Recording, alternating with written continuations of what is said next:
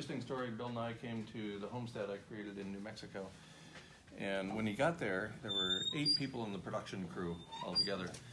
He got there, and with everybody standing around, he said, I really don't think you're right.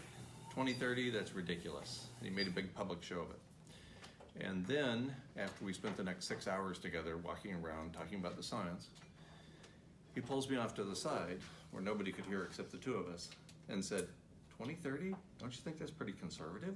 Can't imagine humans will make it that long. He's never said another word about it. Branding is important to some people.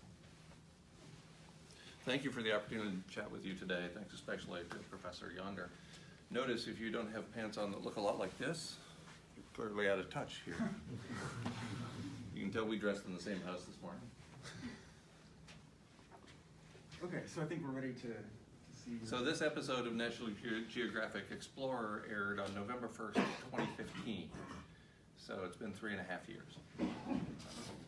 Meet Guy McPherson, an ecologist who's written several books on climate change. He says the game is already over, and he's bracing for the end of days.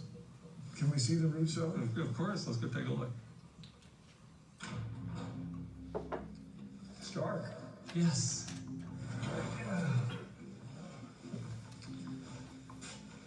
So here we are in the land of the canned goods. In 2007, Guy saw the writing on the wall and went all in prepping for doomsday. He left his tenured professorship and moved with his wife Sheila to a remote stretch of southeastern New Mexico, where he hoped the abundant natural resources would insulate them, at least for a while, from accelerating climate change. I was doing primary research on climate change since I was in graduate school in the mid-1980s. So I've been studying this issue for quite a long time. Climate change is outstripping the ability of organisms to adapt. They cannot adapt quickly enough. So it's not that we will die because we're not an adaptable species. We are. The problem is all the other organisms that we depend upon for our lives, for things like food, are going to die. So how long do we have? When's the day? I can't imagine there will be a human being on the planet in 2030. I think habitat for humans will be gone before then. So you think in 15 years there'll be enough habitat loss that everybody will be wiped out, you and your wife included? I believe that's the case, yes.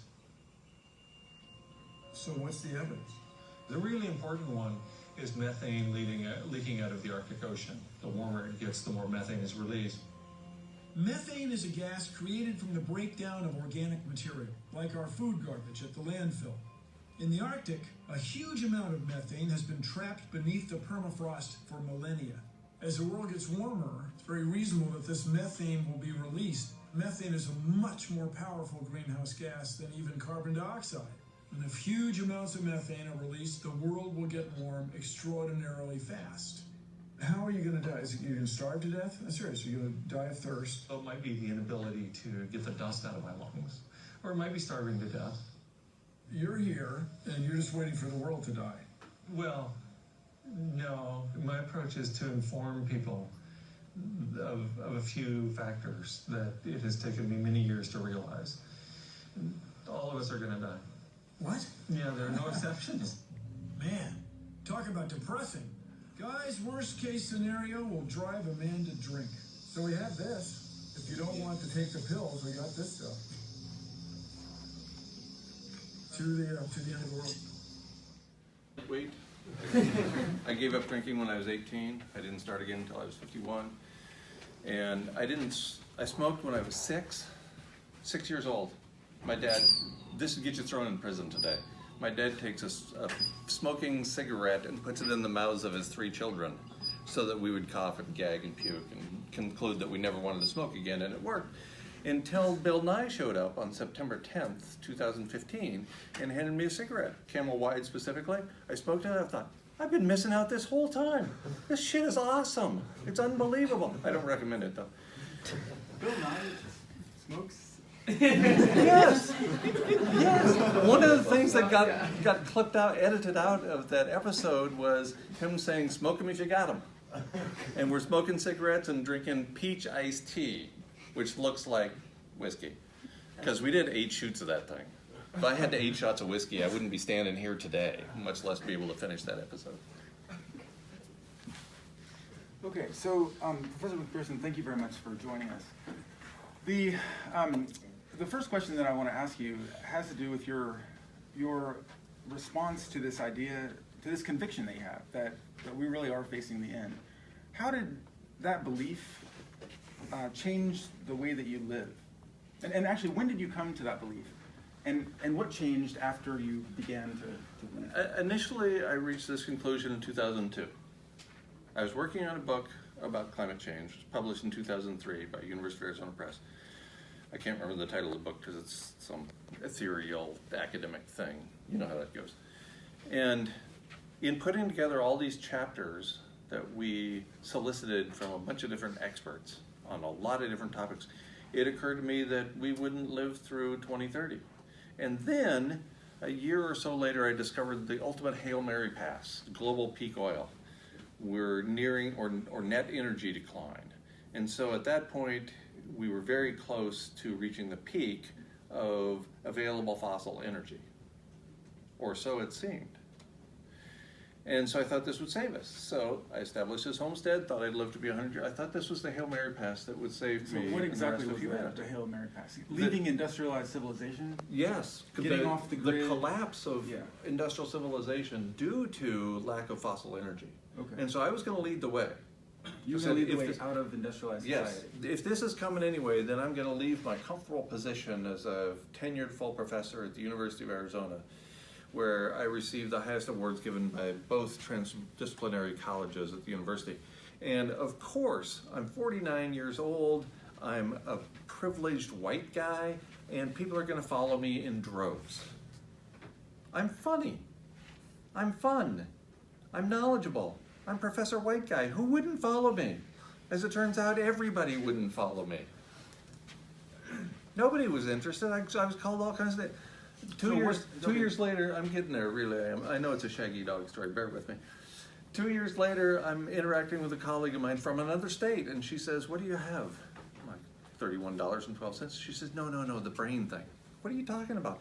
By this time, all of my colleagues at the university had concluded that I was crazy, and they were looking for the mechanism. According to them, a little studied brain disease is what drove me to walk away from my privileged position. So they diagnosed you? Yeah, oh yeah. You know how academics are. Wow. So my colleagues concluded that I used to be normal and now I left that privileged position. I must be crazy, and so they're looking for a mechanism. So I thought that would save us. And then I continued to study climate change, even though I was no longer on campus, and I reached the conclusion about 2030 when we began the shale revolution, and suddenly fossil fuels are popping up all over the place that we didn't take into account. We had an extra 10 or 12 or 15 years, and here we are, continuing to grind the living planet into dust. So that's how I got to that point. Okay, your response then to what I want to get to, you've summarized what convinced you that the end was near. What was your reaction when you first believed this? Right. So, of course, my first reaction was fear. Right? I don't want to die. Who wants to die? See? Nobody wants to die. Who's going to die? Everybody's going to die. We all know that everybody dies except that guy right there. What kind of pills are you taking, man? I want what he's taking. Anyway, we all know that everybody dies, but nobody wants to die. Everybody wants to stretch their run as long as they can, right? And so it's one of the conversations we don't even have in this culture. We don't talk about death or dying or grief or grieving or anything important like bodily functions and sex. When was the last time we talked about that? It just doesn't come up. So, I'm not sure what your question was, because see how what I did there. Your reaction, your response to this conviction. Right, so my response was fear initially, and then after a couple of years that faded away, and I came up with a plan of action to subsist a little longer, to show the way, and most importantly, to create a decent and loving human community in the new place where I was living. So that was pivotal to the whole thing. I was living off-grid. It was my wife and I and another couple and their young son, and we worked to create to build community with those around us, and it was stunningly successful. This was in New Mexico? Yeah, so this was in New Mexico, starting in 2007, and then I left there in the middle of 2016. Because the standard response to my taking radical action, trying to step outside of the living arrangements that we're all part of, that we're all born into, trying to live differently than pretty much the only way any of us know to live. The standard response to that is, you're a crazy man. You're a crazy man, you're an idiot, you're a fool, you're a liar, the list just goes on and on. And so ultimately, all those relationships went by the wayside. So, for example, I was part of a very tight-knit family. I have an older brother and a younger sister, and only 35 months between the three of us. So my parents were having children when they were mere children, and we were very close. And we were also all educators. I had the brass ring, and I walked away from that, and they all took it very personally. So we barely speak anymore, and that's my family who I'm closest to. And my colleagues, they won't have anything to do with me. So to say that you are advocating inaction is kind of a mischaracterization Yeah. of what you've been up to. Absolutely. If I took anything- radical action, the kind of action that I have never seen anybody else take. My parents lived in the woods in Northern California in Humboldt County for 5 years, in a cabin, living off the land. They would go down, hitchhike into the town, and do some manual labor for money to buy weed, but then they started growing it. And that was how they became the source. They did. That's great. Yes. And still going strong, apparently. I mean, not my parents. My parents went from your sort of off grid, totally in the woods life. They found what they were looking for. They found Jesus, and for them, the most important response to learning about or to getting what they were after there was to go back into society and tell people what they found. And in a way, I feel like your response is similar. Absolutely. When you went to Belize, in New Mexico and in Arizona, you were enacting exactly what everyone thinks we would have to do in order to shut down the carbon pollution and save the planet. Right. And so you were doing precisely that kind of heroic exit that people are looking for. That went well. But when you found out that you got the knowledge that you needed out of that experience. Yeah. You found out your knowledge was, I'm wrong. Yeah. This is actually much more dangerous for the planet than staying inside industrial society. Right. So then you came out and you wanted to tell people what you found. Right. And that seems to me like the kind of thing that my parents did. They went and looked for something. Very when much they found Jesus, they came back and they wanted to tell people about it. Sure. So, can you talk about that? Let me give a little overview of what I discovered here. Camera operator says, get a little closer. Just so we can show off the pants. Those are nice. Oh, thank you. Not bad.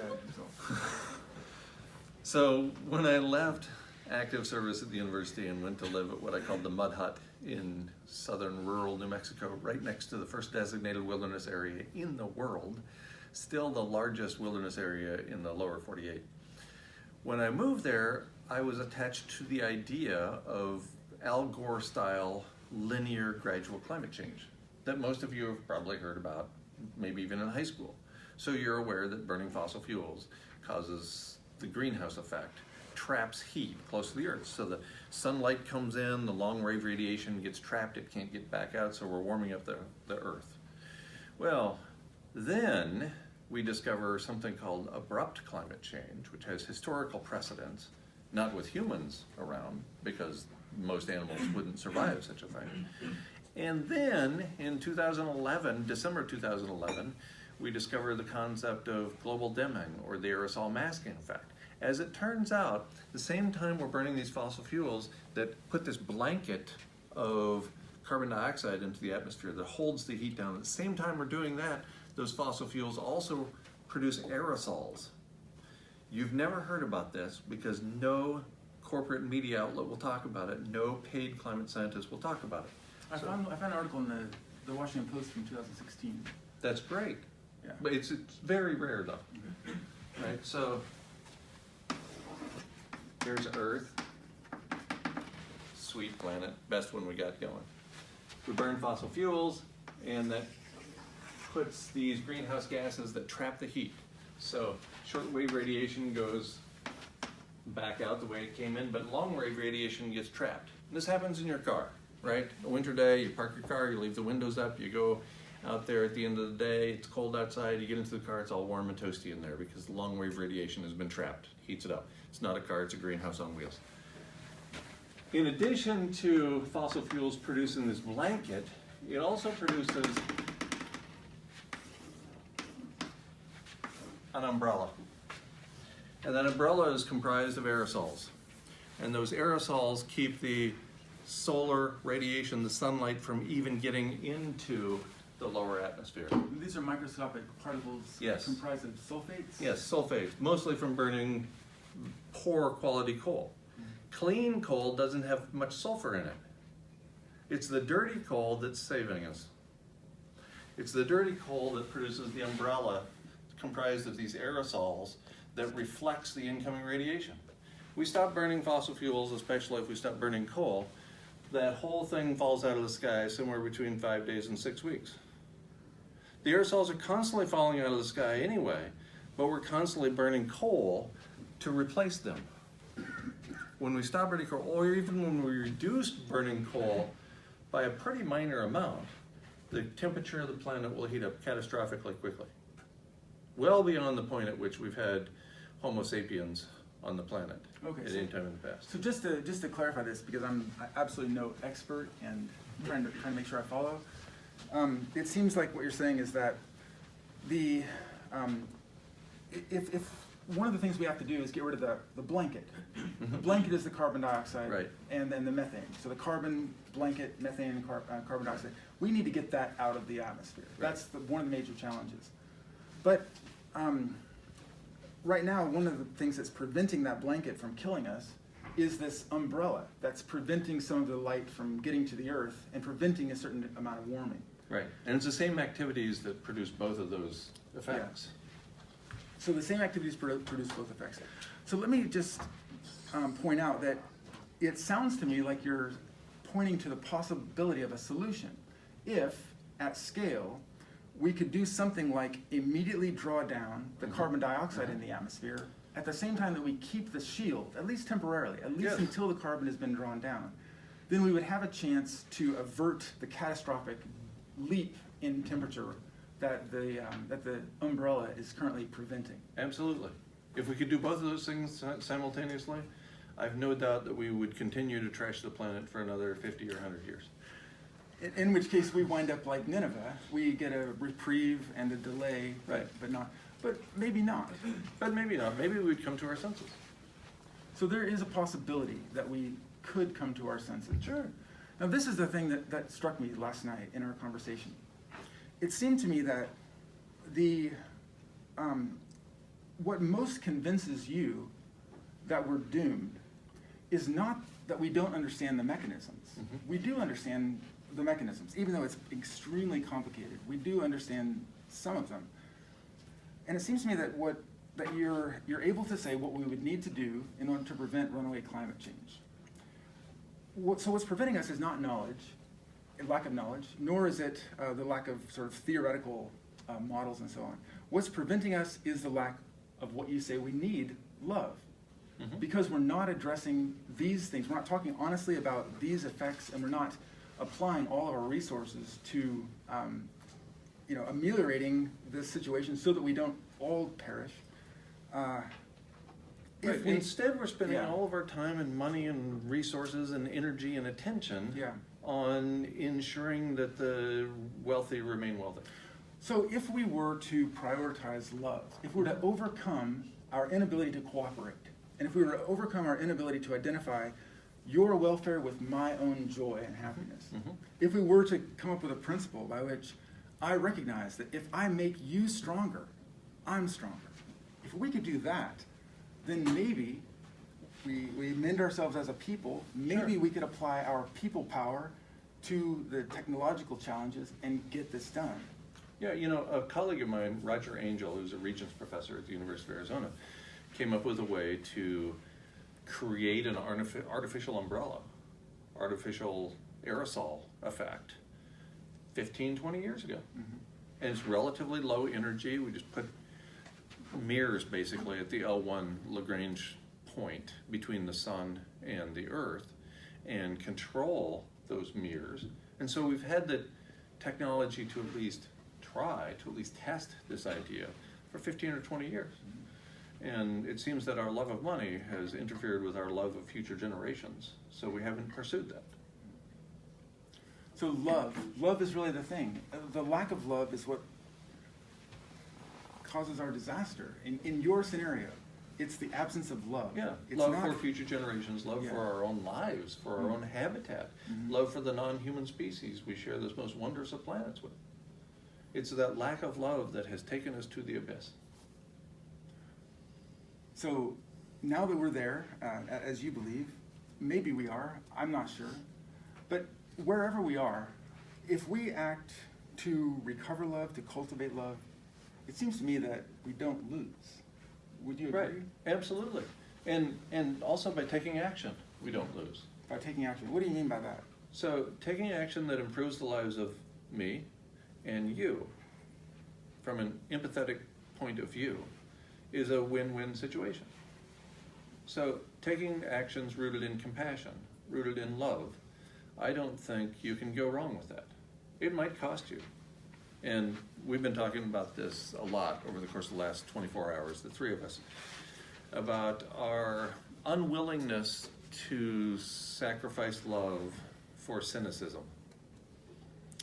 I've been robbed. My partner just found out she was robbed a couple of days ago of jewelry that was her mother's that is very valuable and very sentimental to her by a friend. We've been robbed by our friends. We've had our friends betray us. Your enemies are incapable of betraying you because you don't know them well enough to have them betray you. If you are betrayed, it's always by your friends. And this has happened to me repeatedly over the course of the last 15 years. And my response remains the same. My response remains to be trustful of other people, even if I don't know you. My response remains love in the face of what could be disaster. Because I am unwilling, or probably more likely, characteristically incapable of giving up love for cynicism or indifference. And I think that's key. Will it save the world? Only mine.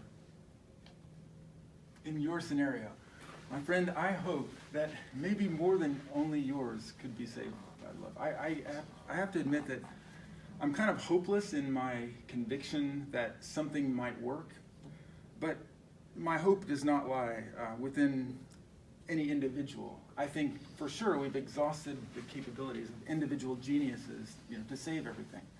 Because here we are. We haven't saved Here we it. are, right?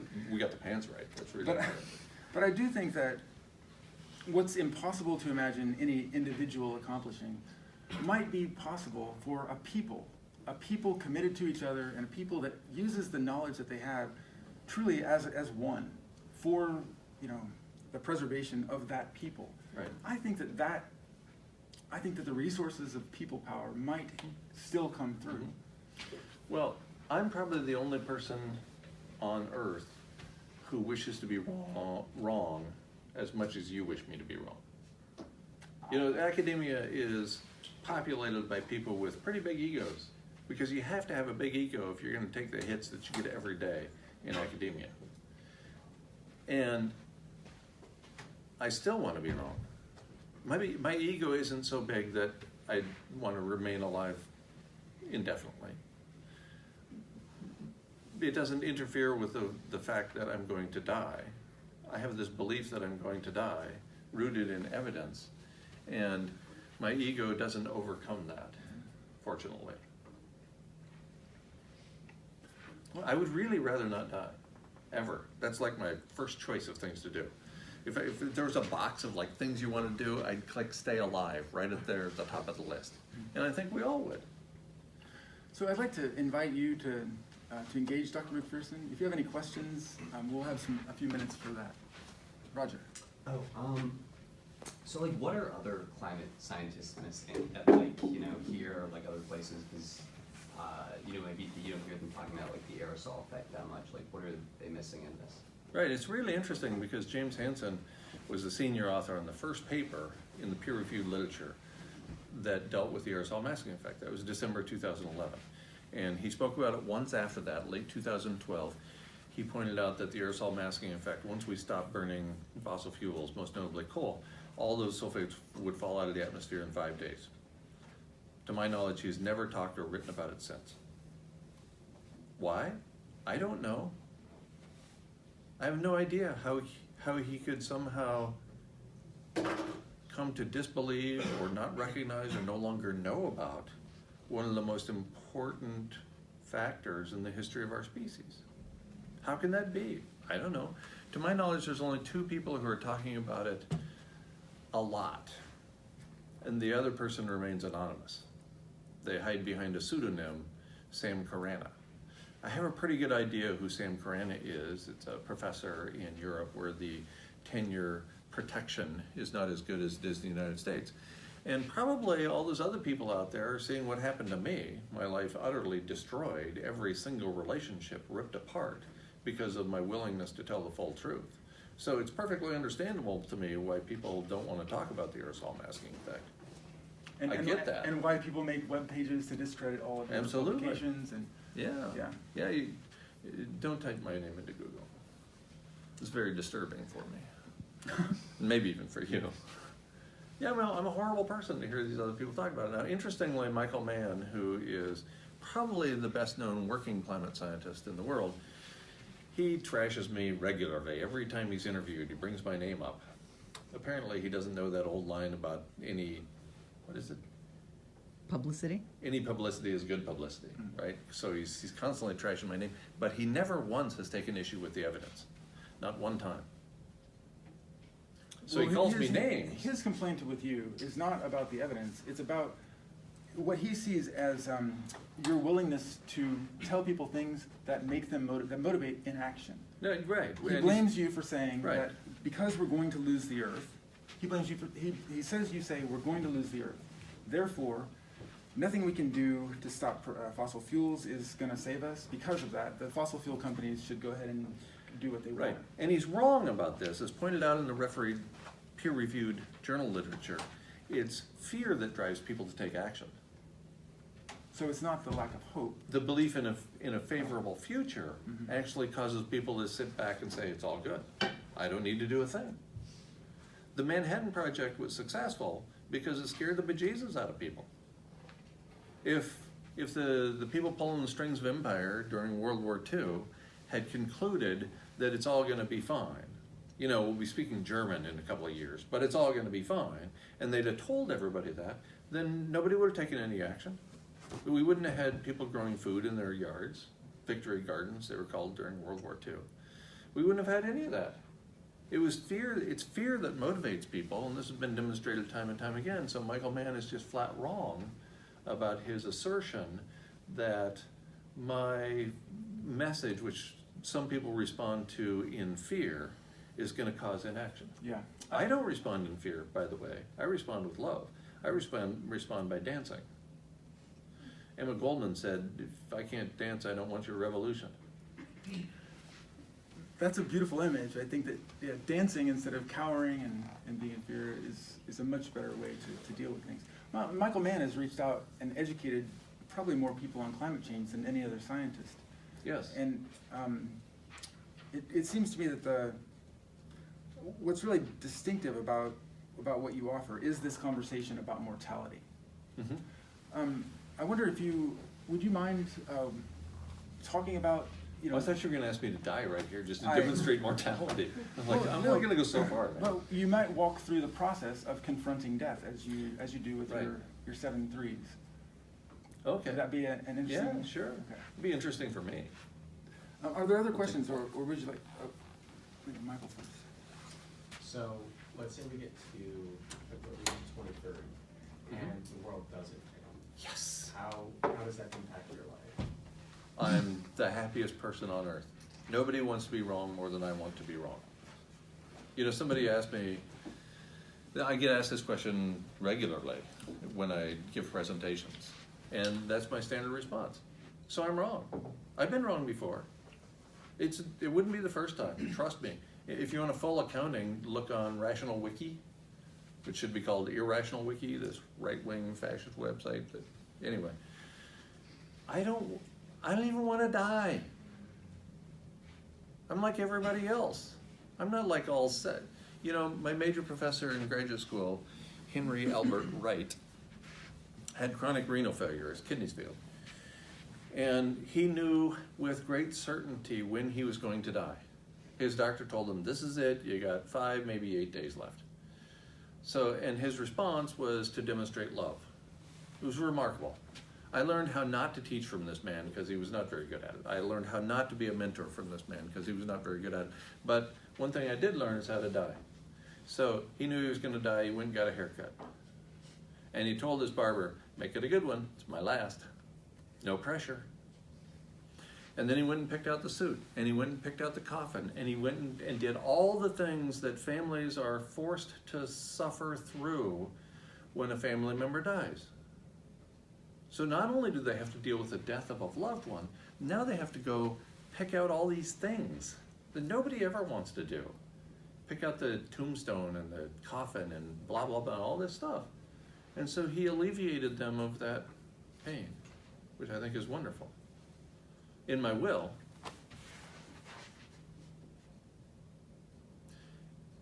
it says that whoever finds my body, hopefully I'll have my will on me at the time. I want you to carve me up into little pieces. I'm not kidding about this, by the way. And throw all those pieces to the four winds to further sustain the planet. Keep the birds alive. There might be a squirrel out there in need of a meal. Not carnivores. I've raised one. Oh, not squirrels? Squirrels aren't carnivores? I don't think so. What if they're really hungry? Okay, maybe. And then if they think you're a nut. Yes, I've been called worse. You know, Michael Mann in a hit piece in the Washington Post called me a doomist cult hero. A doomist cult, that's the best you can do? And so I made fun of him in my presentations for 2 years after that. I said, he's wrong. I'm a doomist called superhero. There's a whole different thing. Will you keep your costume hidden somewhere? I got my tights on right now. Travis. So have you come to wits about dying, or are you like doomsday prepping? I am not, I was doomsday prepping, and then I discovered the aerosol masking effect, the full impact of global dimming, and I realized, okay, so here's my choices. I can prep like there's no tomorrow, and that might gain me a few weeks at the end, after the water stops running through the taps and there's no more fuel at the filling station and the grocery stores are stripped bare. I had 6 tons of food in a root cellar. So I might get a few more weeks, but because of the aerosol masking effect, the whole planet is going to be in a state of dying. In addition, nobody's going to show up for work at the nuclear power plant, so we're going to have Fukushima times 100 or so. And that's going to be inconvenient. And I don't want to live on a dead planet. I want to live fully with gratitude today. So I live very differently than I did in the past. I don't have any food stored away, much less 6 tons of it. I sold that place in New Mexico. Interestingly, there's a ton of wheat berries, and a mill to grind it up so you can make flour. And the guy I sold it to is gluten intolerant. That's He terrible. wasn't really interested in my wheat. Poor guy. Poor guy. I know. So I've convinced myself, we don't know if it's true or not, I've convinced myself that in my dying hours, I will be relatively peaceful. I have meditated, I have thought a lot about my near-term demise. I'm stunned that I'm here today because of the ice-free Arctic projected to occur in 2016, plus or minus 3 years, by a paper in the Annual Review of Earth and Planetary Sciences. So I'm surprised we're here today, and so I try to live with gratitude, and I've convinced myself that I'm gonna go out peacefully, but I don't know if that's true, because if somebody is trying to attack this woman, I'm gonna go a little crazy and do something that I might otherwise not do. We have another question here. Anirudh. So, given your vast experience in the field of academia, and like it's truly beyond me. I myself have never thought about this, but why is this not pushed as much in our education? Because it's so important. And why? Like, what is stopping? Are you their familiar inclusion with of the this? concept of money? It drives everything. It drives everything. When I was a faculty, years ago, when I was on campus at the University of Arizona, it was illegal to wear any corporate logo or name on your person when you're teaching or conducting research. When you're in the activity of being a university faculty member, you cannot wear a Nike swoosh stripe. You can't wear a hat with the name of a feed company on it. None of that was allowed. But every single athlete at the University of Arizona was required in every picture to have the Nike swoosh stripe showing. Every picture. Mandatory. Who do you think runs the University of Arizona? Yeah. My message is not welcome because it potentially disrupts the money flow that keeps the wealthy people wealthy.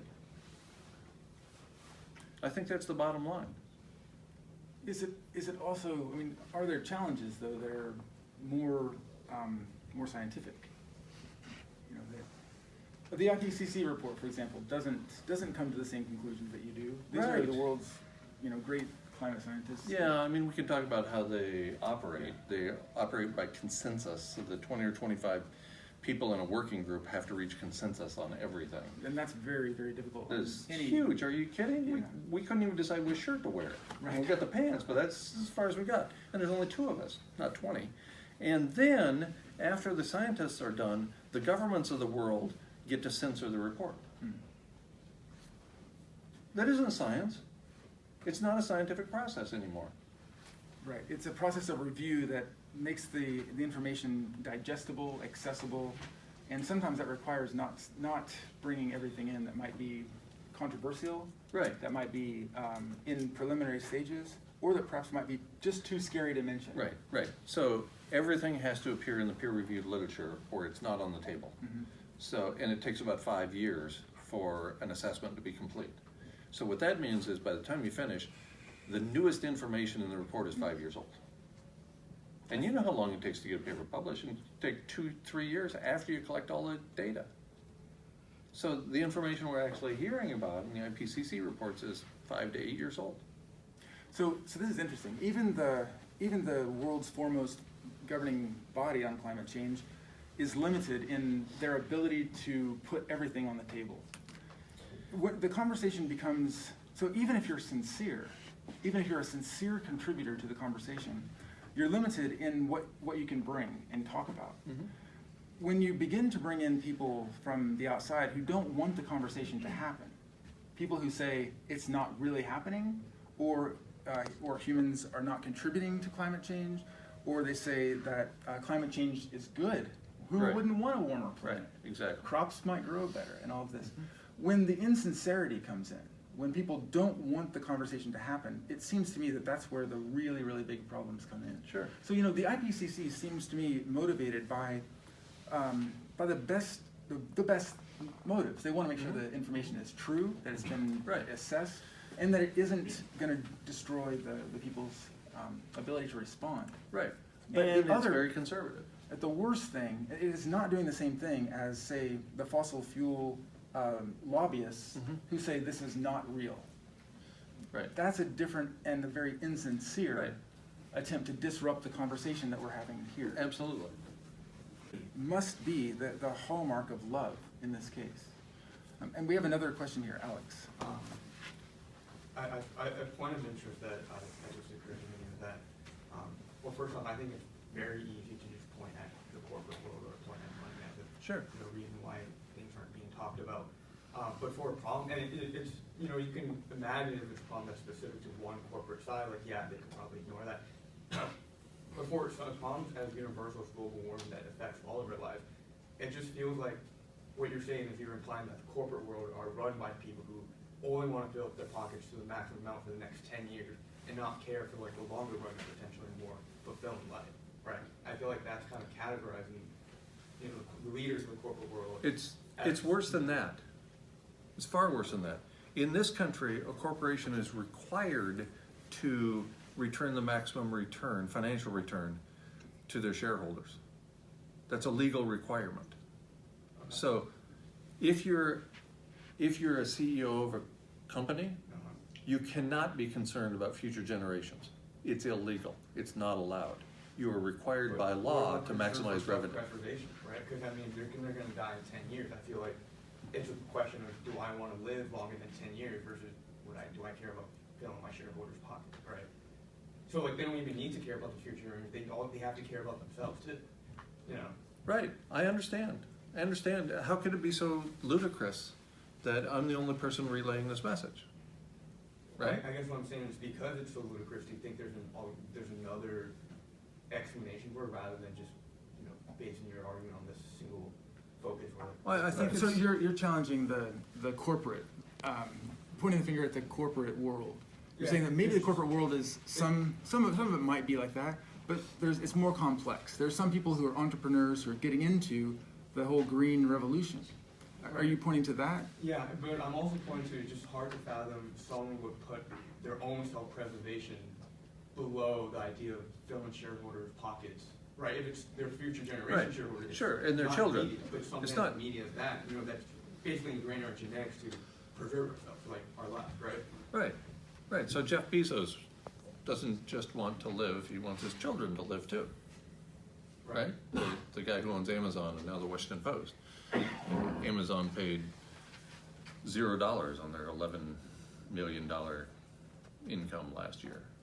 So it seems like he would be doing something with that $11 million, right? Something good to save the planet. When was the last time you heard Jeff Bezos try to do anything to protect our environment? Last week. Really? Yeah, actually. So Elon Musk is talking about getting off the planet, you know, going to Mars. Bezos says it's not either or. And he's saying we need to make the planet habitable, and we need to look at life, at the possibility of living off the planet. So great. So what are we doing to conserve life on this planet? What substantive steps is he taking? He publishes a lot of books. Yeah, but that's a good question. Yes, Charlie. So my question is, according to this theory, like, how long do we have when we figure out, like, all right, I was right about all this? Is there like a sign that's like, all right, 2 weeks, guys, or like 5 days, 3 months? Like, how will you know, like, if this theory is true? And like after that, how long do we have? So I can think of half a dozen means by which we will lose habitat for our species on Earth, and mostly they have to do with rate of change. Every conservation biologist knows that if you change the environment too quickly, the organisms cannot keep up. And so there's a paper from 2013 concluding that vertebrates can't keep up with the existing rate of change. In fact, they lag behind by 5 orders of magnitude. There's another paper that came out last year that says mammals can't keep up. It will be several million years after the 6th mass extinction before mammals will again be able to keep up with the rate of change. So it's all about the rate of change. That said, it could be very quickly. It could be a result, interestingly, it could be because of a burst of methane from the permafrost or a burst of methane from the relatively shallow seabed of the Arctic Ocean. It could be either one of those things that cause a methane burst to go into the atmosphere and lead to very rapid warming, a degree or so. It could be continued heating of the planet by the heat engine known as civilization, by industrial civilization, and that would proceed relatively slowly. It could be because of the aerosol masking effect, or this global dimming that I already talked about, the umbrella. It could be that within a week or a few weeks of the food not showing up in the grocery stores because, for example, there's a cyclone that happens to park over the interior United States and destroy all of the grain crops for this year. It could be that the global dimming kicks in and we lose habitat within a matter of weeks. Will you know when those are going to happen? It would surprise me. Who's going to tell you? You think the corporate media is going to tell you, hey everybody, it's game over? Actually, the Department of Homeland Security just about 2 months ago told us all to store 6 weeks worth of food and water in your home because they foresee a significant disruption. Interesting. So we're just about out of time. I want to thank you for coming, and I want to suggest in conclusion, that one response to this message may be to take all of the proposals seriously and to run with them, and to follow Guy wherever he goes next. Another response, and this is the one that I myself will be taking for now, is to wonder and to look and to ask.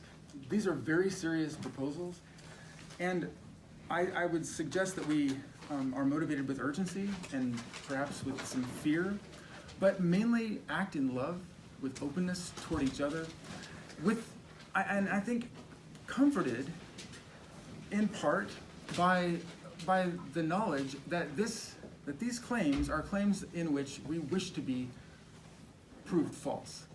I mean, not we. I wish for these claims to be proved false. And I've followed Guy's work. I've seen occasions in which the alarm bells are going off, and then they die down a bit. And I don't want to say that you're wrong every time you put a number out there, but it's worth considering how soon we might leave this planet, because it changes the way that we live our daily lives, and it changes the way that we relate to each other. It helps us to recognize that we have so much in common as a species. We have so much in common that we can call ourselves a people. And when we get that in our minds, start thinking like a people, we have a chance of surviving this catastrophe. If we don't, I have no doubt that the worst will come. But if we do, who knows? We might wake up like Ezekiel who saw all the visions and all the glory. All the visions and all the glory were nothing to Ezekiel compared to the surprise and the joy that he felt when he realized that he had survived. So May we all have another day. Maybe. Thank you. Thank you so much.